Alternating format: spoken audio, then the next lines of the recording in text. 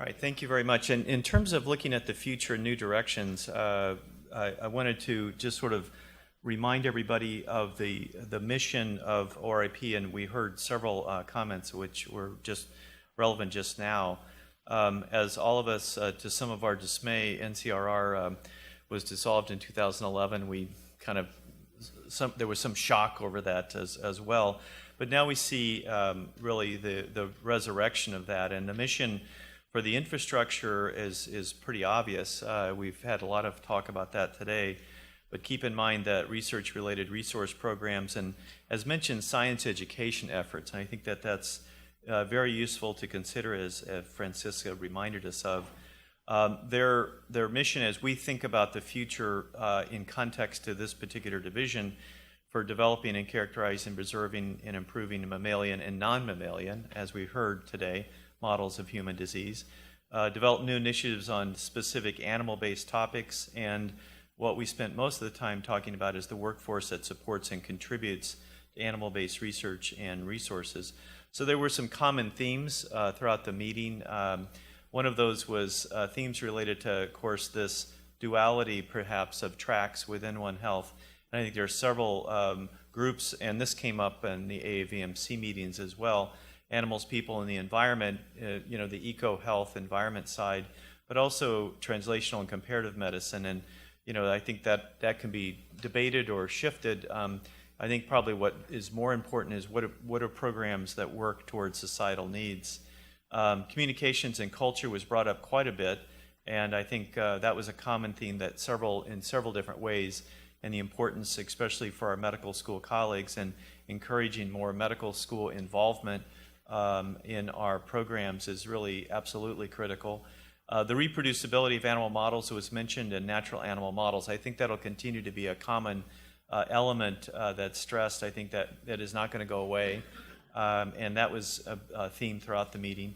Canine models and translation to human health, I thought both our plenary lecture but also throughout several different talks brought that up, and that'll, I think, be continued in a discussion at the IOM workshop. Rod, we plugged that now, I think, 14 times, so you're welcome. But thank you for putting that together. The clinical trials in patient-owned animals, I think, also is going to be continuing very important part of academic centers and in advancing the therapeutic pipeline. I think the proof of that will be specific examples that we can point to. And I think that was illustrated by several different people's talks. I think another common theme are expanding opportunities and partnerships. You see a lot of different varieties of that. We mentioned the MSTP program as offering 25% support, but I think universities and research institutes are looking for a variety of ways to partner, and including the partnership with NIH. Our case studies, I think, really illustrate what we all feel probably is that transdisciplinary teams that include veterinarians are unique and provide unique opportunities in a variety of topical areas.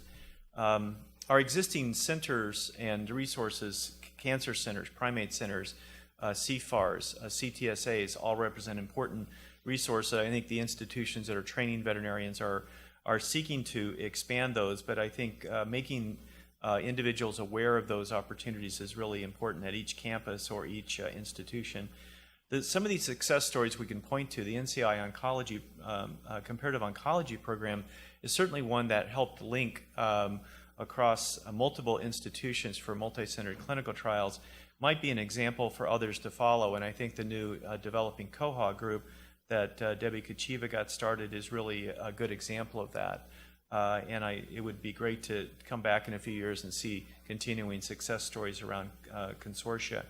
The resource development, I think, was brought up several times by repositories, databases, things like REDCap that can help us communicate that data. The federal agencies, and we were reminded of that they also have needs, workforce needs in areas including global food security, and also unique programs that are in prevention, such as the CDC, which has always had a very strong program and epidemiologically focused and outstanding training, and I was a recipient of that, so I can speak well towards that. The biopharma I thought was very important to have, and maybe we need to include them more in terms of R&D development, the workforce that would go into that industry. I think the emphasis there in terms of timely translational the ways to get drugs and devices to market are well taken and probably not surprising as an angle or an attribute. But I think importantly, pointing out the barriers in academia, and at an academic institution that often has barriers, I can tell you that that is an important topic. Moving at the speed of pharma is difficult in academic institutions. We battle that quite often, but to have a recognition of that is very important. And we also learned about the values of mouse models in making sure that we have appropriate models, but also understanding the tremendous resources and how they fit into the overall story with the Jackson Laboratory presentations. But to remind people of that, we don't want to throw out models that do provide us very succinct and precise measures. The training values, the training themes that we heard about this morning, reiterate some of the things that we hold near and dear, the T and the K programs. Mentorship was mentioned a number of times, and the environment. Those are all elements I think are going to be key to any future directions we take. Certainly the MST program is a great example on the medical side. It's wonderful to have a few slots at Penn, but we really, as the workforce study showed, we need a broader expansion of those kind of programs. It's difficult to fund those programs without that kind of support from NIH. I thought it was important to also say that that's not a sole source of funding, but it's a way to leverage funding at the institution. So it's really a partnership. The value of translational models in medical trainees and also having medical trainees exposed to the veterinary side of the equation and various ways to do that I thought was brought up. Programmatic activities, the joint advising that go on with MSTP programs, these are all hallmarks of good quality training. And then that cross-training of One Health.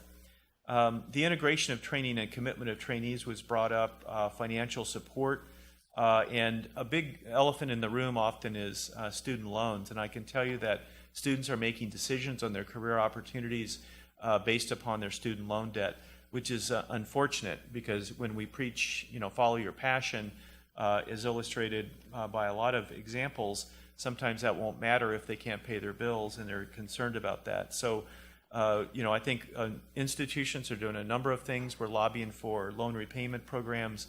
All of those collectively are important in terms of battling that particular situation.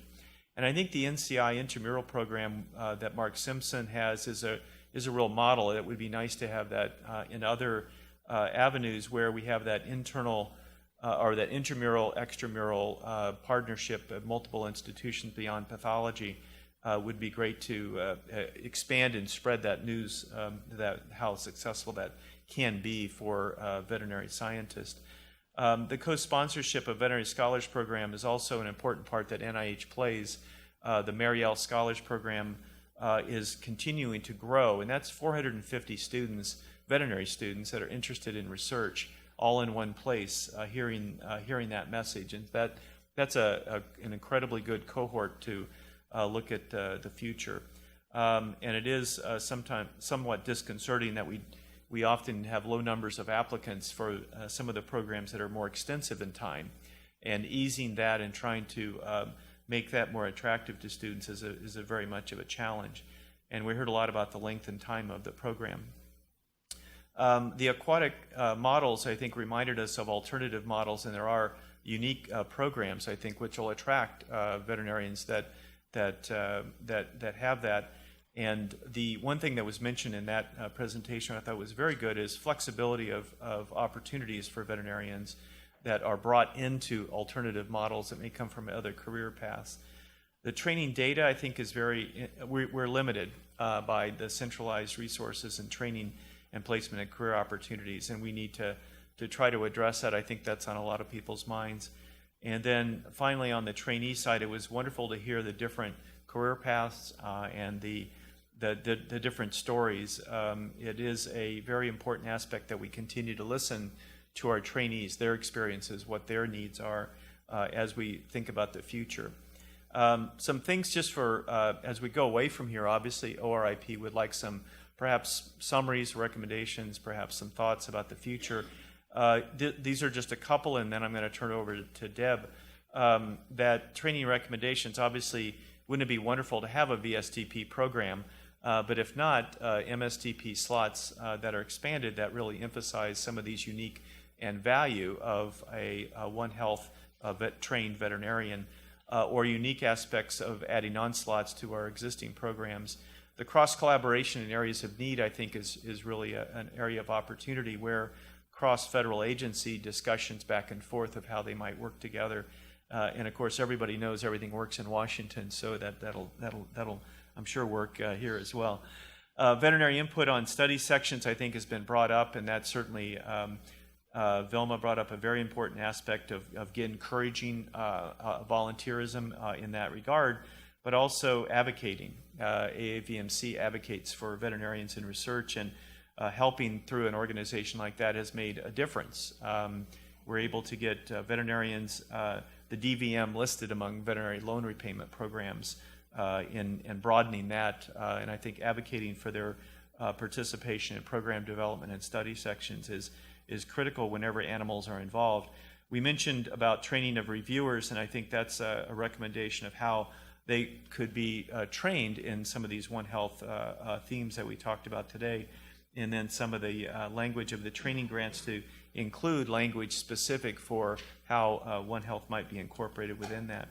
So I think I'm going to turn it over to Deb, and she has some other potential thoughts, and then we'd like to open it up to the audience, and I'll take some notes on your thoughts and recommendations as well. So thank you, Michael. So I took the approach here of saying, place yourself in 2020 and look back over the past 5 years, and what would you like to have seen happen that would have made you feel good about the discussions we've had at this workshop and the outcomes of that. And so I split it into a few categories. The first one is fostering the workforce. And I was reminded by Francis's comments that SEPA is actually an ORIP. That I had forgotten that. And so my first bullet there was filling the pipeline. Many of us are aware that veterinarians, often practitioners, are great about going to classrooms and visiting elementary, middle school, high school students. We have curricula. The AVMA has got curricula that can be used in a modular form. We need to be sure that those materials really do address the role of veterinarians in research, and that we really engage the community around the diverse elements of the profession. We also need to have, I think, a more robust national student mentoring network, and I say that because I think to have experiences, summer experiences for high school and even college students with practicing veterinary scientists as well as practicing veterinarians is partly how we're going to interest people in the profession who don't necessarily want to be doing clinical medicine as a practitioner. I'd like to see greater than 50% of practicing veterinary researchers that have any kind of a One Health perspective to their work put themselves in a network that is completely available, that is known to schools and colleges. In particular, that be made available to high school counselors and college counselors to attract students who are diverse in their backgrounds, socioeconomically diverse, so that we really do try to broaden our applicant pool. I'd like to see by 2020 One Health research tracks available in over 70% of our U.S. veterinary schools, and these tracks really should be a clear roadmap of opportunities, both academic during the year and during the summer months. And these, again, should be very accessible and well communicated so that students don't have to make it up again as they go along, that there is a clear track for them, that they have experience, that it's coordinated at the local, the regional, and the national level. Industry, I hope by 2020 that we're in year 2 of an industry-funded 5-year program that's a clearinghouse of current information about internships, postgraduate opportunities in pharma, medical device industry, other life sciences industries, and that stipend support from the consortium or consortium members supports internships, externships, and even fellowship experiences for veterinary students and veterinary graduates. Make sure that all of our government programs are open to DVMs. And I think AVMC, AVMA, and others get a lot of credit for the progress that's been made on that in recent years. And so they should be eligible for all government programs that are designed to interest and incentivize students to choose a research career pathway. That includes loan repayment, loan forgiveness. Whether that has to all be obviously funded through the government, that's unlikely, but we need to get more creative about how we go about funding that. So by 2020, I hope that the average national student debt is decreased by 15% as a result of our very creative resource gathering for programs that will allow people to make the choice to go into research. I do hope that agencies, NIH, NSF, FDA, EPA, CDC, USDA, that they have all allocated something and hopefully an increasing amount of funds to support DVM PhD students or fellows through early stages of career development. And if outcomes justified, and that was sort of the question earlier, is how many DVM PhDs, how are they doing? So how do we know what our target number is? So if outcomes justify, then I hope the number of DVM PhD slots has increased by 50% by 2020. And finally, I hope on the educational sort of front here, the fostering of the pipeline, the filling of the pipeline, that both the accrediting body for medical education and the accrediting body for veterinary medical education have included a standard that addresses interprofessional education. I think on the medical side there is one that addresses interprofessional education, but it does not include veterinarians. So I hope that both introduce and require curricular elements, including core active learning and a required interprofessional field experience, in order to build that workforce to a point where we can,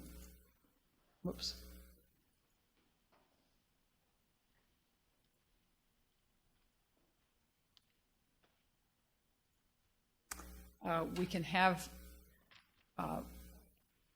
well-prepared students and trainees entering a career development pipeline. I think Michael's already commented on things like the number of specific awards that DVM PhDs or DVMs could be in line for, including K awards, RFPs with particular One Health elements. I hope the number of those has tripled by 2020, and that half of all the NIH institutes can point to RFPs that have a One Health element. The success rate of One Health investigators in R01 applications in 2020 now exceeds the applications that do not have a One Health element, because people have appreciated the value of it by then. And this is also coupled to what's been said a few times, and that is the representation on study sections of people who have an understanding of One Health and the power of the interprofessional investigative workforce. Mentorship into R01 funded programs, I think that's true across our research training board, but certainly it's true of DVMs. They need to see people like themselves in the pipeline. Metrics of success, we should do better at that, and hopefully that will be the case post this workshop. We'll talk to AVMC and we'll consider how we can do a better job of keeping track of where we are as a profession.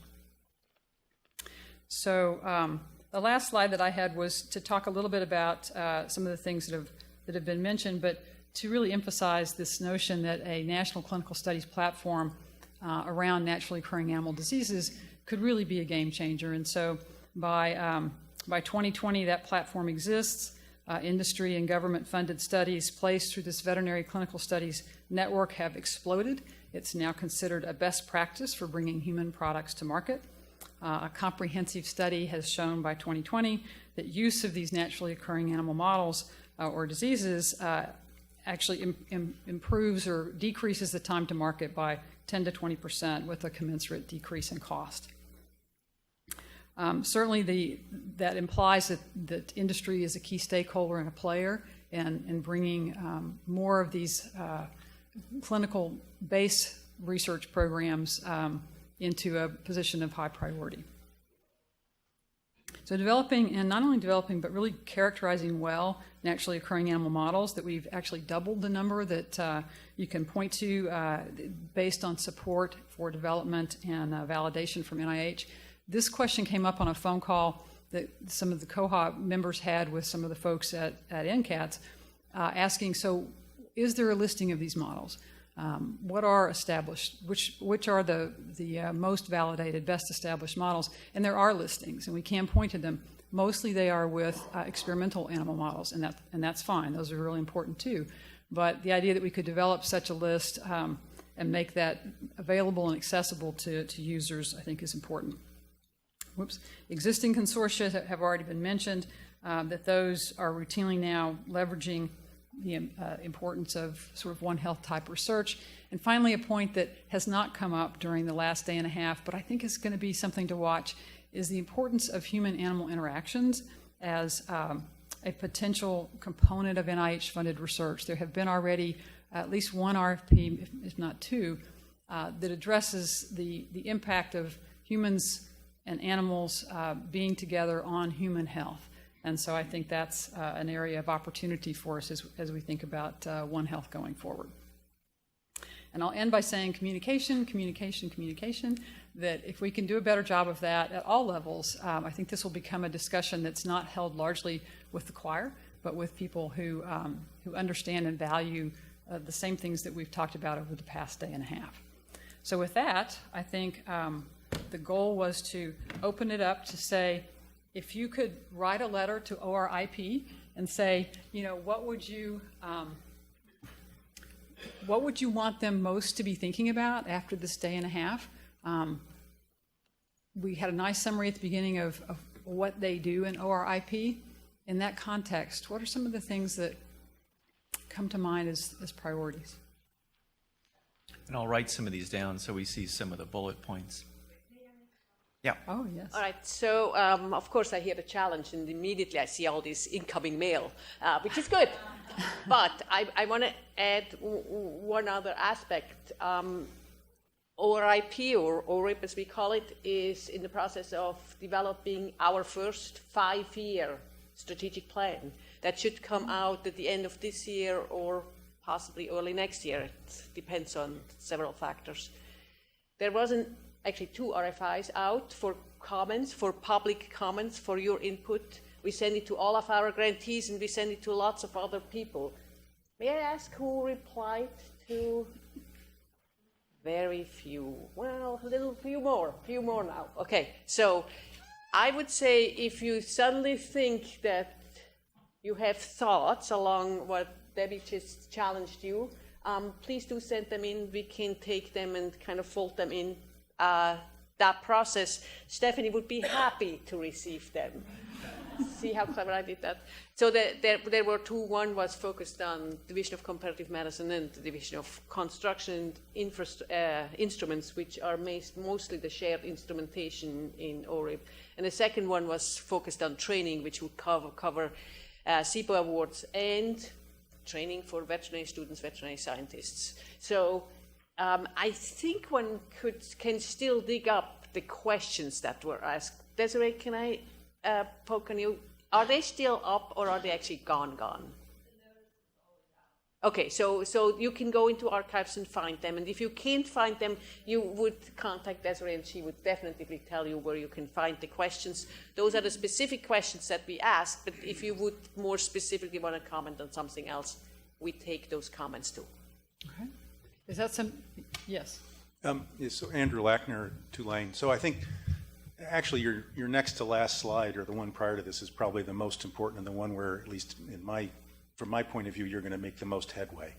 Because, you know, as I pointed out earlier, you know, if you focus on the problems and who you need, what you need, the set of skills and so on that need to be leveraged to get to those problems, then people, you know, particularly at NIH, start to pay more attention. I mean, you know, you have all the categorical institutes, and everybody's got their disease and their program, and that's what they're focused on. So you have to start there, and then pointing out that this is what veterinarians and veterinary scientists can bring to the table to help you with your problem. And that'll get people to pay attention, particularly if you can. I mean, there have been a number of success stories that people have talked about. I mean, if you can point to those and talk to, you know, issues of, you know, decreasing time to market, bringing in, you know, a much broader point of view, and helping with, you know, the problems that we face in biomedical research are all bigger and bigger, and they're all by nature more and more multidisciplinary. And your average PhD doesn't have the breadth, and that's really what DVMs with research training bring. They potentially bring this massive comparative medicine, comparative pathology background, and then the depth to get into the problem very deeply and to have the conversations with the whole range of biomedical research people. So, I think that you got to focus on what do we bring to the table, and then, oh, that's great. Now, what can NIH do to help make that happen in a more effective way? And that's where the training programs and everything else can flow from, because they all want to see how's this going to move NIH's mission, which is primarily human health. How's it going to move it forward? So I would maybe ask a question of NIH. I agree with those remarks. Have the institute directors or the center directors, have they had that conversation about, okay, if you had, what would do you the most good in terms of veterinarians or people who are broadly trained as comparative biomedical scientists? How could that advance your mission? And maybe AAVMC in their visits with some of the individuals they've met with, has that, Michael, you may be able to comment on that too. I could just address one piece of that. Mark Simpson, National Cancer Institute. And this translates into a general comment in terms of capturing these ideas and trying to translate them into some sort of action. Over 10 years ago, 2004, I was in a conversation with then NCI Director Andy von Eschenbach and members of the veterinary profession regarding this suggestion that's come up here again now some 11 years later, that we have more veterinarians on study sections. That was a suggestion that was offered to the director, and he embraced it wholeheartedly. It was never followed up on by this profession. So I think you have to recognize that it's not just a matter all the time of NIH not quite getting it. We have to have some responsibility in this, and really it's energy from our side that's going to make this happen. And so specifically, what are things that you would think of that weren't followed up on, that were clearly dropped balls, that if we left the room today, we could all say, okay, we're going to work on those? Well, that's the one I have the most personal experience with, is getting veterinarians on study sections. And I think that has a lot of downstream flow potential to it. If we're in the room when these decisions are being made on the science portfolio of this nation, we're going to have a huge impact. We're going to be recognized fairly readily and quickly as experts in this whole arena that we've been discussing here. That's going to turn around and make our applications for research grants more successful. And then we're going to be part of the policy. And I think that, one of the things that's been touted here that sort of drew us together and has created some excitement is this physician scientist workforce report that's just come out and clearly states that DVMs are part of the physician scientist workforce. Jim Fox was at the table in that discussion, and people understood him and what he brought to the equation, and it's because he's a principal investigator. And that's what it really takes, I think, in terms of changing the policies in this country, is we have to attend those discussions as principal investigators. Excellent comments, Mark. Thank you. I do know that when we went with AVMC, sponsored lobbying efforts, as it were, with the different institutes, one of the things that I think we stressed is to really listen to the institute directors. What is their mission? How could veterinarians be involved in that? What existing programs are funded through those institutes? And I think that's a really important part that we all need to play as we talk about leveraging, and going towards the institute. What is their mission to answer it? So that's a excellent point. I have a comment. Sue Vanderwood from CSU. I think AVMC has focused a bit on efforts to get veterinarians listed on study section rosters, and in fact, the director of CSR, came to the AAVMC research meeting and had done some statistical analysis of veterinarians that are being placed on study sections and seemed to find evidence that there were fewer there than there should be, and has asked for nominations. I think the second part of the equation is finding individuals who have the time and expertise to serve on these can be a big problem. And then I just throw out there that just having a veterinarian or two on a study section may not necessarily change the output of what we see, because if things get triaged and a veterinarian hasn't reviewed them, that's, there's no time to comment on that. And often, we also have to make sure there's excellent grants that are being submitted that don't have flaws that will otherwise bring them down in their competitiveness. It's, as you all know, it's very difficult now to be funded by NIH even with excellent proposals. So I think that's one part of the equation, but I think there are a few logistical difficulties. And I would say that anybody who's serving as a study section member could really be a proponent for this and maybe pull some of those grants into discussion, or at least have some discussion with the other members of the study section to enlighten them about what some of the opportunities may be. Ted? I'll just clarify that, when AAVMC is advocating on behalf of the profession, it stops with regard to, we do not ask for special or preferential treatment for our group. And they're very receptive to the message of equal opportunity. And so when they do present us with the opportunity, just as to Mark's point, we really do have to take that opportunity. I'll give one example of, we asked the director of CSR, Richard Nakamura, are DVMs disadvantaged when they indicate their professional degree on the disclosure statement? And the answer is no. That's what he says, but you do get the sense that that's true. It's not a disadvantage, but I'm aware specifically that our community believes they're disadvantaged, and we are aware of cases where we don't even put our DVM degrees on the form. That disadvantages us in terms of our ability to collect information. So that's something that, the message was strong. Please do respond positively to requests for your participation in study section. Just from personal experience, I've always listed DVM, and it didn't hurt me all the way through 20 years of funding and a program project grant. So I think that's more of a myth. I think what they're really looking for is what's behind the first nameplate, and that is your record. I think that's really more important. Bernadette? Just going to add on, when we're here talking to ourselves, we've got a pretty good representation, but here we are at NIH, and I think it would be really nice if there's another way of having, for example, the directors of the various institutes in this room with us, so that they're hearing all of this as well, and having them showcase and embrace this, because it's all about how do we continue to outreach, and you're here on one of the best campuses to do it. Thanks. Thank you. Yes. Yeah, Nick Kenyon, UC Davis. Just thinking about in terms of topics for RFPs in the One Health arena, perhaps it will sell a little bit better with NIH if we engage another group of researchers outside the vet school and med school. I'm thinking specifically engineers. We could certainly help in the medical device development area, and there's a lot of successes there.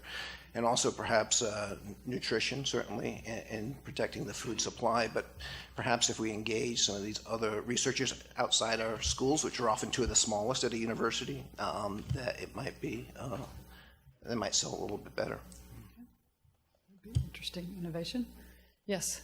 So just to, this is Jim Hoxie, University of Pennsylvania, just to sort of get back to a couple of points that were raised by the previous two people who spoke. You gotta, when you get outside this room and get onto the study section, I think you just have to know that more DVMs on study sections it's not going to do it. That because the way these grants get triaged is because somebody says that we can fund one or two grants, maybe three if we're lucky. And what do you want to fund? Something that is about people going into people, or something that relates to animals. That's what happens, and it's stigmatized. And I think the way you get around that is very strong leadership from NIH, messages that say that animal models are fair game for the following reasons. And I agree, it does need to go from the institute directors on down so that it trickles through, so that when that point gets raised on a study section that's stressed out over the number of grants that they can or can't fund, it's immediately shut down because that's not the way we're supposed to think now. But unfortunately, I think that is the way they think. Okay. So it sounds complex and sort of nuanced. It's not a simple fix. Well, I think part of the point is a longer-term horizon view. It's having veterinarians on study sections, yes, to provide expertise on those grants that are before us today, but it's really that experience of participating in the study section that then that person goes back and tries to write their own grant and is then later successful in getting that grant, I think is where the real benefit could come. I'd just like to add on the slide where you've got incorporating engineering. One that I mentioned in our Global Innovation Fellowship training is journalism and communication. And I think that would not only reach audiences in terms of us making a difference on a One Health standpoint, but may allow us to better communicate our message to the people that are strategizing and controlling the dollars. Yes. Yeah, since we are adding some more disciplines to this bullet point, can we also put ecology or environmental components, because this is something that we haven't really emphasized yet? Yeah. That was my comment as well. I wonder if there's been any attempt to try and have the same sorts of conversations with NIEHS.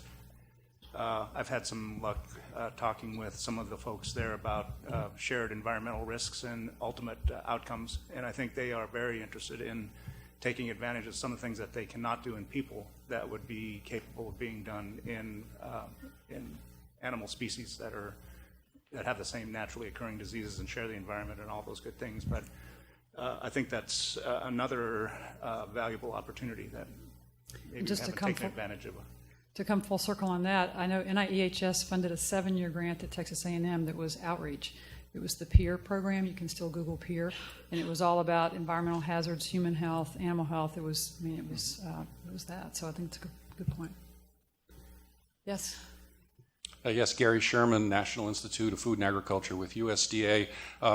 In speaking about success stories, I think in relationship between food animal science and NIH, there's a couple of programs that have become quite successful that might serve as launching pads for further development that USDA and NIH have collaborated on in the last couple of years. And one of them is called the Ecology and Evolution of Infectious Disease, which has been very successful. That's a combined effort between USDA, NIH, BBSRC in Great Britain, and NSF. And that particular program, through that particular program, NIFA has been able to leverage considerably we're only putting a couple $1 million in, so we're not the big donators to the pot. But we have found that when veterinary scientists present their work in this context, that there are grants that will be then opted on by NIH to fund. For instance, there was a foot and mouth disease grant that when USDA couldn't fund, NIH picked up because they said it was really well presented and it would have value for studying other viral diseases. So there's that program. After that program was successful, we started something else called the Dual Purpose with Dual Benefits Research in Biomedicine and Agriculture using agriculturally important domestic species. That has been successful as well. It was piloted the last couple of years, and that's through the R01 mechanism, but it's a USDA NIH dual program, and it has just been picked up to now go on for another 3 years, indicating success. And so here's two programs where USDA and NIH are working really well together. And possibly that would be a jumping off point for for additional programs of that sort, or expanding how much monies are committed to those, so that others can benefit from that. So besides that, I did want to mention a couple of other things from USDA NIFA that have to do with the One Health approach, and the big one is we have seen, at least in the president's budget, a $33 million amount that has been proposed for our AFRI program, the Agriculture Food Research Initiative, in antimicrobial resistance, which is sort of the mother of all topics when it comes to One Health, human health, ecological health, animal health, etc. Now, we don't know whether Congress is going to approve that funding, but this is one of those things that's a rather bipartisan issue, and it could be a huge opportunity in that area. There is also the $200 million that Congress appropriated to the Foundation for Food and Agriculture Research, called FFAR. And that is a public-private partnership that is expected to be launched this summer. And issues like microbiome are on the table, which is another huge area for One Health. And I'll close with just mentioning that one of my responsibilities is overseeing the Veterinary Medicine Loan Repayment Program at USDA NIFA. And right now, that program basically provides incentives for private practicing veterinarians to go work in underserved areas. So that's not right on the top of what we're doing, although there is certainly important public health aspects of having veterinarians in underserved areas. We do have, however, 10% of our $5 million a year in support of this loan repayment program, which incidentally, for each awardee is about $75,000 over the 3 years of service commitment. 10% of that is for public practice veterinary medicine, and we do have people apply to our program who are interested in epidemiology, public health, food safety, again, One Health areas. Now, the applicants are applying to shortage areas that have been defined by state animal health officials.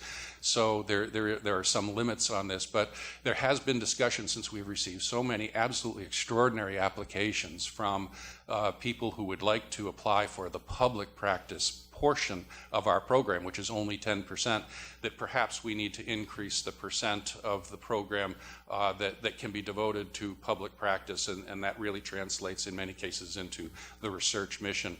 And to the extent this is already a program that exists, and that would be just a rearrangement of the proportionality, that's sort of up to the stakeholders whether they want to do that. It's a balance between public practice and private practice and where the needs are. But the Veterinary Medicine Loan Repayment Program is currently possibly a tool if there were more funding. The neat thing about the Veterinary Medicine Loan Repayment Program is the only program I have, certainly, that the White House likes and both houses of Congress likes. So every year we've been getting Congratulations. Thank you. That's a great list of opportunities. Yeah.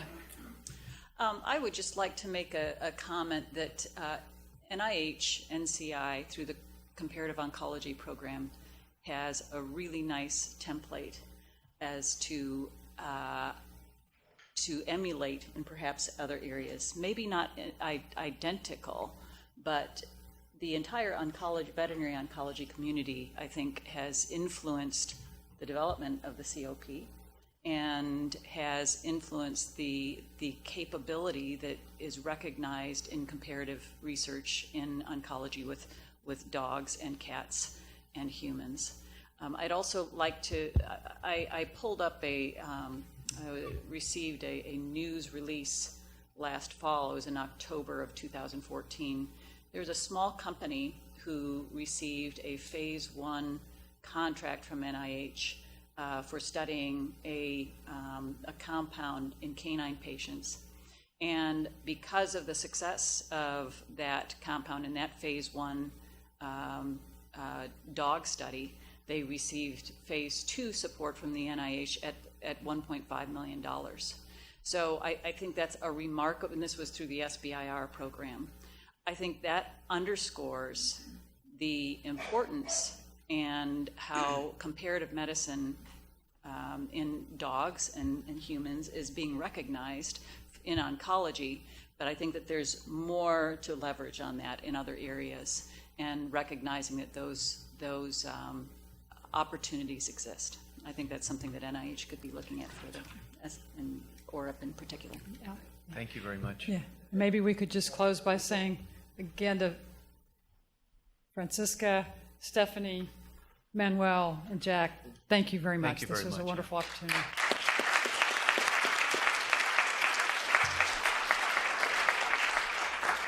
So kind of as the very last goodbye here, Stephanie Murphy. I get the last word.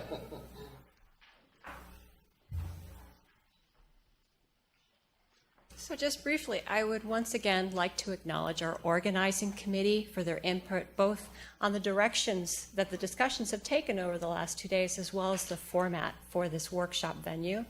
And I would also like to acknowledge my colleagues, Drs. Manuel Moreau and Jack Harding, who served as the points of contact for this workshop. Many of you traded emails, phone calls, and got a chance to chat with them today.